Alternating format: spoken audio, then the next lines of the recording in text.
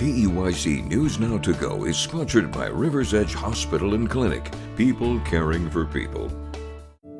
Moments like these make life worth living. Rivers Edge Hospital and Clinic is your partner in taking control of your own health. Take your steps towards a lasting tomorrow. Rivers Edge Hospital.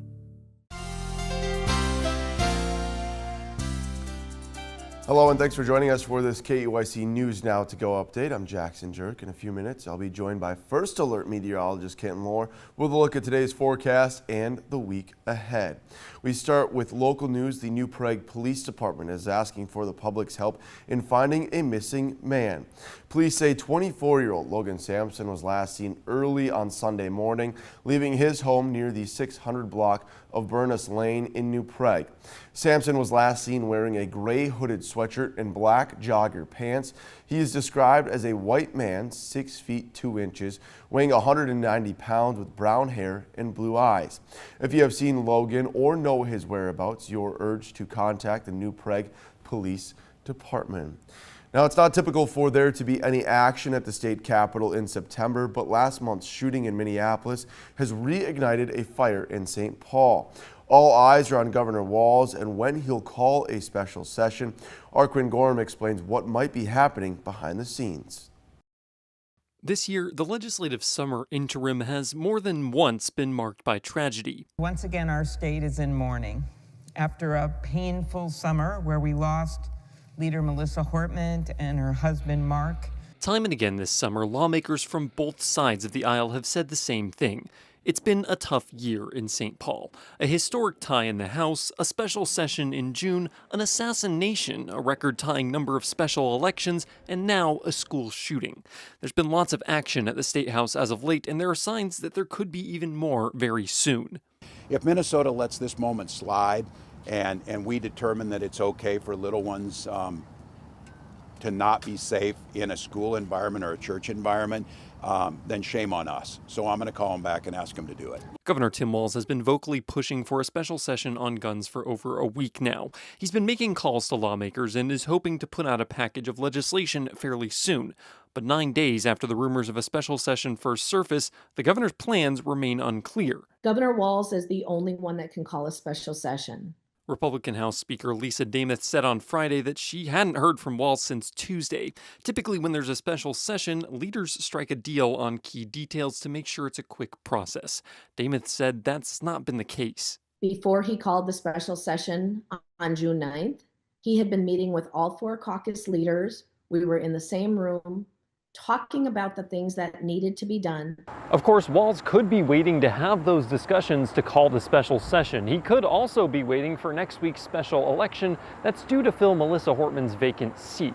Whatever the holdup is, there is movement happening in St. Paul. Meetings, social media posts, and even calls for a special session from other DFLers.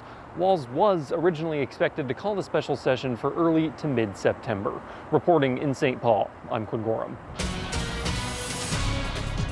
And now for Tech at your forecast, we have been under a blanket of clouds all morning, and that's going to continue. We're tracking some isolated showers, a thunderstorm or two possible through this afternoon into the evening hours. The good news is we're not looking at anything strong or severe as of this moment in time, but we could see a few thunderstorms out there, just some general ones. Now, we are looking at gradual clearing this evening, but we're still looking at a few isolated pop-up showers, thunderstorms or two possible, even though most of the area is looking at clear skies overnight into tomorrow morning. So some of us may have a couple of showers or a thunderstorm or two after midnight, but a majority of the area after midnight will stay dry. So it's really just dependent on where you are.